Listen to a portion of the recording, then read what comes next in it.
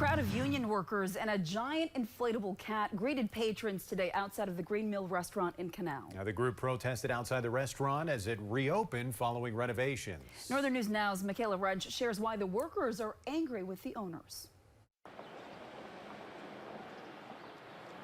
Union workers with the Duluth Building and Construction Trades Council gathered outside Green Mill Tuesday to express their anger. We are the voice for the workers that are in this area. The construction workforce, that's who we represent.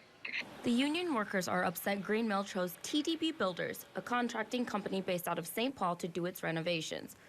Council President Jack Carlson, one of the dozen workers protesting, says when an outside contracting business like TDB comes into town, he says it drives the labor standards down.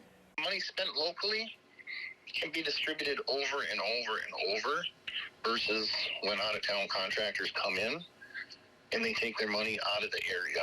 The owner of Green Mill argues his decision was based on TDB's design plans, experience, and cost.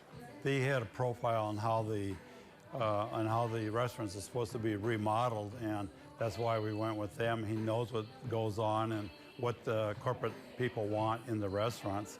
The renovations include new dining tables and chairs, new floors, and new art.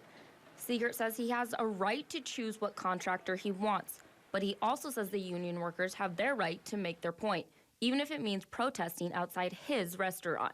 I'm more concerned about Canal Park and all the businesses being successful and tourism being a successful year. And we're looking forward to a great year. In Duluth, Michaela Wrench, Northern News Now. Now, Siegert says as part of the restaurant chain, TDB Builders was a contractor of choice for renovating a number of Green Mill restaurants across the state.